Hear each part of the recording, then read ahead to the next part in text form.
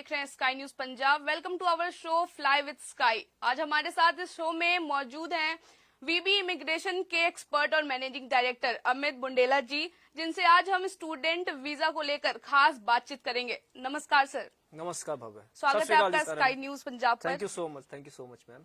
जी sir. Sir, अभी जो seminar होने वाला है बरनाला में, जिसको लेकर लोग काफी बातचीत कर रहे हैं, उसके बारे में हमारे ऑडियंस को बताइए। जी सेमिनार कल होने जा रहा है। जो लोग अभी मुझे लाइव देख रहे हैं तो वो इसका फायदा उठा सकते हैं। बहुत सारी यूनिवर्सिटीज वहां पे आने वाली स्टूडेंट्स के लिए, और तकरीबन हर कंट्री का, जैसे Canada, USA, UK, Australia, Singapore, तो सबके नुमाइंदे वहां पे आएंगे।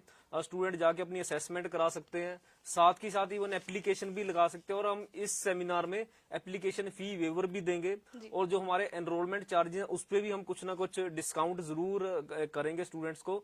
सो मुझे लगता है कि बहुत ही अच्छा प्लेटफॉर्म होने वाला स्टूडेंट्स के लिए। और दूसरा जो कैटेगरी, देखिए हम दो ही कैटेगरी में डील करते हैं, जैसी ऑफ द शो बात हो रही थी आपसे, स्टडी वीजा और विजिटर वीजा। तो स्टडी वीजा के स्टूडेंट्स के लिए तो मैंने आपको बता दी कि बहुत यूनिवर्सिटीज आने वाली है, एक्सपर्ट्स आने वाले हैं, अब मैं भी वहां पे मौजूद रहूंगा। और दूसरी कैटेगरी है विजिटर वीजा की, तो उसके लिए भी जैसे मैंने बताया मैं भी मौजूद रहूंगा, और साथ बहुत बड़ी टीम हमारी आ रही है। सो मुझे उम्मीद है कि जितने हमने इन्विटेशंस दिए हैं काफी सारे लोग आएंगे। बट एनी हाउ बहुत बड़ा अरेंजमेंट है, अगर आप भी वहां पे शिरकत करना चाहते हैं तो डेफिनेटली आप आ सकते हैं। तो हमारे ऑडियंस को हम बता दें, वीआरसी मॉल बरनाला में ये सेमिनार होने वाला है, जिसको सर ही शुरुआत करेंगे। जिसका सर नॉन एसडीएस कैटेगरी के बारे में हमारी ऑडियंस को बताइए। जी बहुत बढ़िया सवाल। नॉन एसडीएस कैटेगरी के बारे में तो मैं भव्य बताऊंगा ही, साथ में सबसे पहले मैं एसडीएस कैटेगरी से शुरुआत करना चाहूंगा। उसका रीजन ये है कि अभी स्टूडेंट्स ने +2 की है, बहुत सारे स्टूडेंट्स कनाडा जाना चाहते हैं। सो कनाडा में ही ये अप्लाई होती है एसडीएस और नॉन एसडीएस कैटेगरी। सो एसडीएस कैटेगरी ये है कि आप जैसे 12वीं पास की है, आप कनाडा जाने के लिए स्टडी वीजा के लिए एलिजिबल हो जाते हैं। सो उसमें आपको 6 बैंड ईच चाहिए हर मॉड्यूल में। आइट्स की मैं बात कर रहा हूँ, 6 बैंड ईच है या उससे ज्यादा है तो आप एसडीएस कैटेगरी में फॉल करते हैं। सो उसके लिए वीजा का हमारा सक्सेस रेट 100% है। आज तक मतलब कि बहुत 3-4 इनटेक, कोई भी एक भी रिफ्यूजल नहीं है इस कैटेगरी में। इवन की नॉन एसडीएस कैटेगरी में भी नहीं है, बट पहले हम उसको एक्सेप्ट ही नहीं कर रहे थे।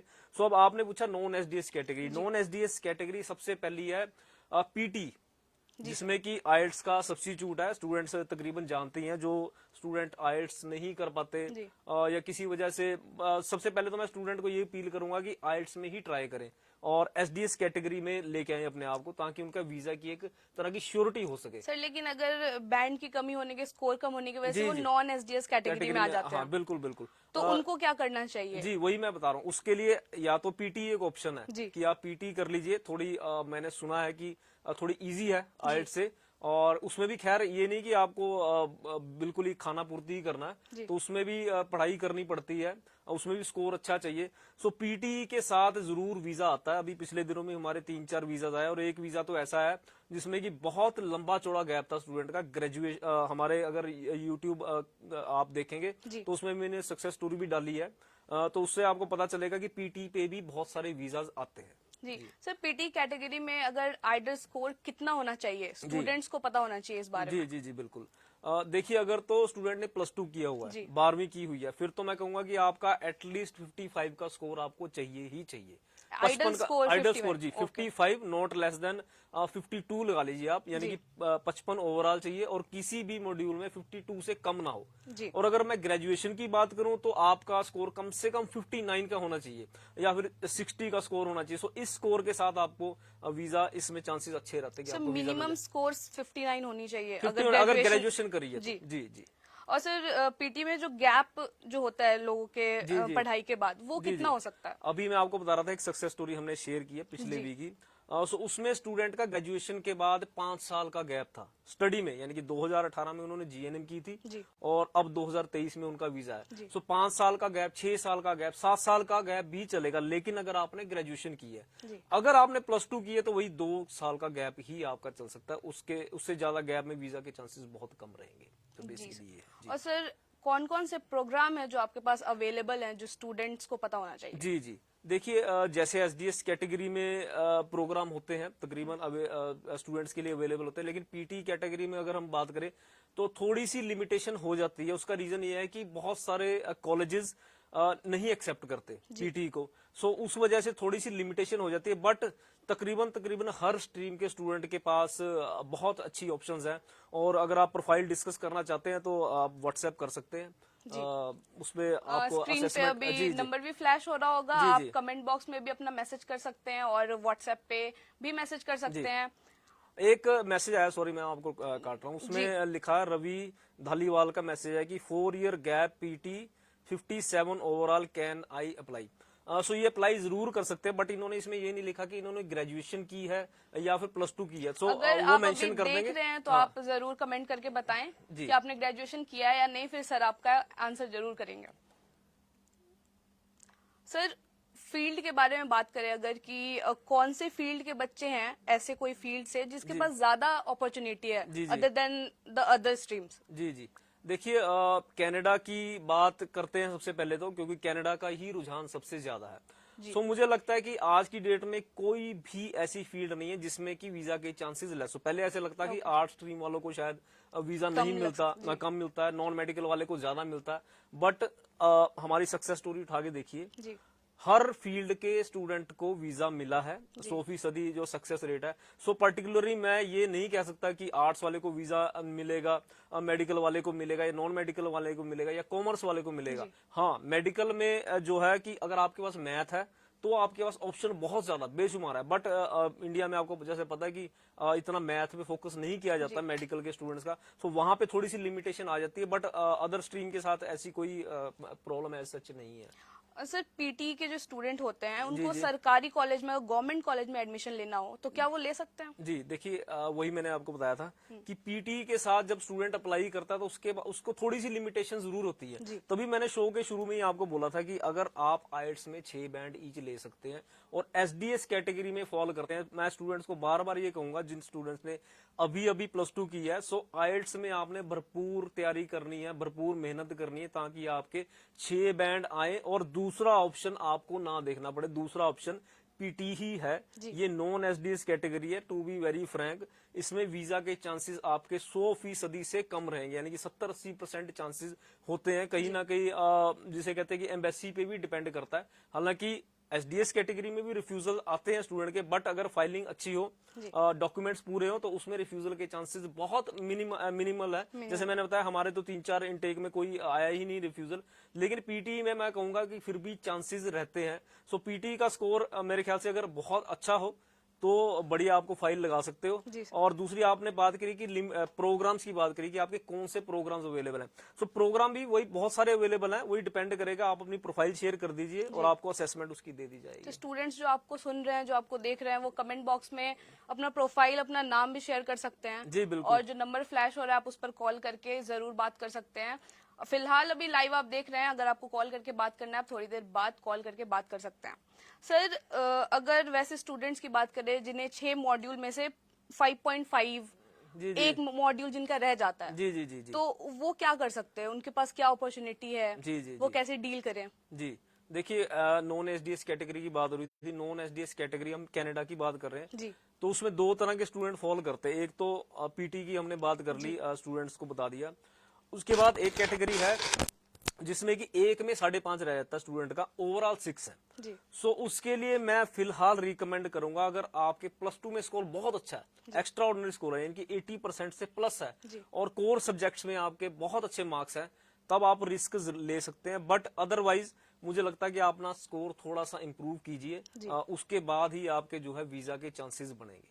जी सर वो कनाडा के लिए एलिजिबल फिर नहीं होते हैं? जी देखिए, एलिजिबल वो हैं, लेकिन हमने सिर्फ एलिजिबिलिटी नहीं देखनी, हमने ये देखना कि वीजा भी आ पाएगा या नहीं आ पाएगा। स्कोर पर मैटर करता है। स्कोर पर मैटर करता है। वही मैंने 1 में 5.5 आ गए तो नॉन एसडीएस कैटेगरी है। नॉन एसडीएस कैटेगरी में पीटी में तो वीजा आते हैं, बट 1 में 5.5 पर बहुत कम चांसेस होते हैं। अगर हम कहेंगे 20-30% चांसेस होते हैं। और भव्य एक बात आपको बता दूं कि अगर जैसे ही स्टूडेंट का रिफ्यूजल आता है तो एक मानसिक परेशानी तो उसको होती ही है मेंटली। अब जी बिल्कुल। तो उसके साथ साथ फाइनेंशियल लॉस भी होता है जी। क्योंकि जो फीस हमने जमा करवाई है उसमें से भी कुछ कट के आएगा, एम्बेसी फी पे की है, अब बहुत सारे खर्चे होते हैं, मान लीजिए कंसल्टेशन फीस भी दी और बहुत सारे खर्चे Financially लग ही जाते जी। हैं जी। सो उस तरह का नुकसान होता है। तो मैं चाहता हूं कि आप पक्के पैरी अपना, जिसे पंजाबी में बोलते हैं, वो होके ही अपना जो है केस पुटअप कीजिए, मतलब अच्छे स्कोर के साथ जी ही। अच्छे स्कोर के साथ ही कीजिए ताकि आपको वीजा मिल सके। सर कनाडा, ऑस्ट्रेलिया, जर्मनी, बहुत सारे ऐसे कंट्री है जहाँ जी। लोग पढ़ने जाते हैं। जी, जी। तो कनाडा का हाइप है, जी, लेकिन जी। अगर कनाडा के अलावा किसी के बारे में बात करें हम, जी। किसी कंट्री के बारे में, तो वो जी। कौन सा कंट्री है जिसके लिए ये नॉन एसडीएस वाले स्टूडेंट अप्लाई कर सकते हैं और जा जी सकते हैं? जी जी जी देखिए, हाँ आपने सही कहा कि कनाडा का है, वहाँ पे ट्रेंड जी। है, लेकिन साथ साथ नेगेटिविटी भी आजकल आपने देखा होगा सोशल कनाडा में, मीडिया जी। पे चली हुई है। जी। तो उस वजह से स्टूडेंट्स कुछ घबरा भी रहे हैं, कनाडा जाने से भी घबरा रहे हैं, क्योंकि हम तो प्रैक्टिकली इस फील्ड में हैं, जी। रोज स्टूडेंट से मिलना जुलना होता है। तो बहुत सारा स्टूडेंट आज की डेट में ऑस्ट्रेलिया की तरफ भी जो है मूव कर रहा है। जी। सो उस स्टूडेंट के लिए ये बहुत स्कोर अच्छा है, जिसमें 1 में 5.5 में, उसमें एसडीएस नॉन एसडीएस वाला कोई वो प्रॉब्लम नहीं है। सो वो स्टूडेंट अप्लाई जरूर कर सकता है, बट उसमें जो गैप है आपका मिनिमम चाहिए। सो अभी 2022 पास आउट ही ले रहे हैं वो, और आने वाले टाइम में शायद 2023 पास आउट ही लेंगे। सो ये चीज आपने थोड़ी ध्यान में रखनी है, और उसमें फंड्स की रिक्वायरमेंट भी थोड़ी ज्यादा रहती है जी। सर इंटरनेशनल यूनिवर्सिटी आपके सेमिनार में अलग अलग कंट्री से आएंगे, तो इससे कितना ज्यादा हेल्प मिलेगा स्टूडेंट्स को, ये आप बताइए कि सेमिनार अटेंड करने से क्या फायदा है उनका? जी, अभी आप बात चल रही थी हमारी जी। कि कनाडा के बारे में तो बहुत इन्फॉर्मेशन है, इंटरनेट पे भी इन्फॉर्मेशन है, हम भी जैसे वीडियोस करते हैं, जी। लेकिन बाकी कंट्रीज के बारे में इतनी इन्फॉर्मेशन नहीं है। बहुत सारे स्टूडेंट्स जैसे कि हमने देखा कि अभी शिफ्ट हो रहे हैं ऑस्ट्रेलिया की तरफ, यूके की तरफ, अमेरिका की तरफ, जी। अब बहुत सारे कंट्री, जर्मनी की तरफ, फ्रांस की तरफ, और अच्छा भी है, वहां पे भी इकोनॉमी अच्छी है, बट प्रॉपर नॉलेज नहीं है। सो इस सेमिनार में क्या होने वाला है कि आपको हर कंट्री में कॉलेजेस, बहुत सारे कॉलेजेस के नुमाइंदे आएंगे। सो आपको पता चलेगा कि मैं आखिरकार किस कंट्री के लिए एलिजिबल हूँ। मैंने सपना तो देख लिया कि मैं ऑस्ट्रेलिया जाऊंगा, लेकिन आपको पता तो है नहीं कि आपका एलिजिबिलिटी भी बनती है नहीं। मान लीजिए आप 2021 पास आउट है और आपने सपना सजाया कि मैं ऑस्ट्रेलिया चले जाऊंगा, तो वो पॉसिबल ही नहीं है।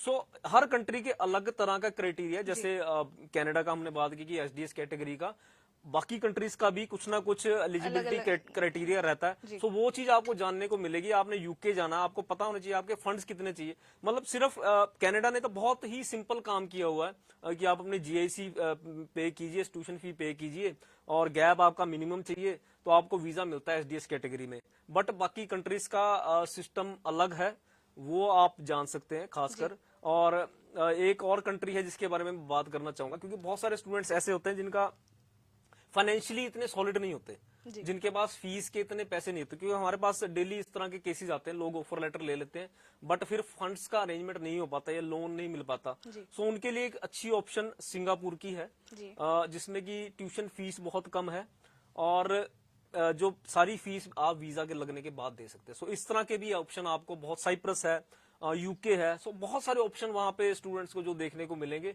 और मुझे लगता है कि अगर स्टूडेंट कनाडा से हटके भी कुछ सोच रहे हैं, कोई दूसरी कंट्री में जी, अगर जाना जी, चाहते तो फिर तो जरूर मेरा ख्याल है कि सेमिनार को अटेंड करना चाहिए, क्योंकि आपकी आंखें खुलेंगी, आपको पता चलेगा कि आप आखिरकार स्टैंड कहाँ पे कर रहे हैं। जी। जी, जो भी उनके मन में सवाल होगा वो पूछ सकते हैं वो आपसे पूछ उस दिन। सकते हैं, बिल्कुल बिल्कुल पूछ सकते हैं। जी सर, एसडीएस और नॉन एसडीएस के बारे में तो हम बात कर लिए, जी, जी। और जो कुछ भी आप हमारी ऑडियंस को बताना चाहते जी हैं वो जी जरूर जी बताएं। जी खासकर मैं सेमिनार के बारे में ही बताऊंगा। चलो ये तो हमने स्टडी की बात की, हाँ जी। उसके अलावा उस सेमिनार में हम विजिटर वीजा के बारे में भी बात करेंगे। ओके। विजिटर वीजा के लिए पूरी टीम मेरी जाएगी। हम जैसे कि आप मैं बार बार रेफरेंस दे रहा हूँ अपने यूट्यूब चैनल की या फेसबुक की, वो इसलिए दे रहा हूँ क्योंकि उसपे प्रूफ पड़े हुए हैं। सर एक बार आप ऑडियंस को अपने फेसबुक चैनल और यूट्यूब चैनल के बारे में जरूर बताइए। हाँ जी, आप सिंपली वीबी वीजा कंसल्टेंट सर्च कीजिए और सबसे ऊपर आ जाएगा।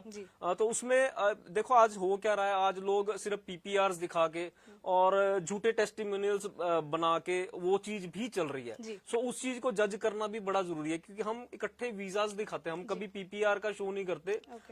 यहाँ पे भी आपके साथ लंबा चलेंगे, प्रोग्राम करते रहेंगे अगर आप इनवाइट करेंगे। जरूर। तो यहाँ पे भी हम आपको वीजा डिस्प्ले जरूर करेंगे। जी। आज भी 4 वीजा आए, सो आज मैं नहीं ला पाया वो, बट नेक्स्ट शो में मैं कोशिश करूंगा कि यहाँ पे हम वीजा भी डिस्प्ले करें ताकि दर्शकों को असलियत का पता चल सके। जी। सो जैसे मैं बात कर रहा था कि 10,000 फैमिलीज को हम पिछले 17 सालों से काम कर रहे हैं। 10,000 प्लस फैमिलीज को विदेश भेज चुके विजिटर वीजा पे, और 5,000 से प्लस स्टूडेंट्स को हम विदेश भेज चुके पढ़ने के लिए स्टडी वीजा पे। तो बहुत लंबा चौड़ा एक्सपीरियंस है। और कल जैसे मैंने बताया कि एक्सपर्ट टीम आएगी, सो आप स्टडी वीजा में नहीं जा रहे तो विजिटर वीजा का आप जरूर फायदा उठा सकते हैं, और मैं भी वहां पे मौजूद रहूंगा। आप मेरे साथ मिलके अपनी प्रोफाइल डिस्कस कर सकते हैं और हम देख सकते हैं कि कैसे आपका वीजा आ सकता है। जी। जी जी सर कुछ मैसेजेस आ रहे हैं, अगर कमेंट से आप रिस्पॉन्स कर पाए जी स्टूडेंट का तो।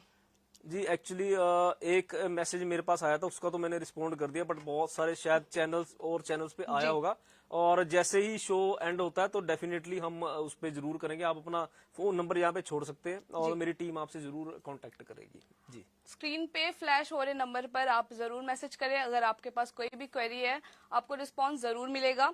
और सेमिनार अटेंड करने के लिए आप वीआरसी मॉल बरनाला जरूर अटेंड करें। सर सेमिनार किस दिन हो रहा है, आप एक बार फिर ये से कल ही हो रहा है। जी, जी, टाइमिंग वगैरह जो भी आप है। 10 से लेके 6 बजे तक ये सेमिनार चलेगा, और मैं रिक्वेस्ट करूंगा कि जो लोग बरनाला के आसपास रहते हैं वो जरूर वहां पे जाएं। बहुत ज्यादा फायदा होने वाला है इस चीज से। जी, धन्यवाद सर, आपने स्टूडेंट वीजा पर खास बातचीत की। और हम अभी फिर से मुलाकात होगी हमारी। जी बिल्कुल। अगर सर से और भी बात करनी है, स्टे ट्यून्ड। धन्यवाद। Sky News Punjab.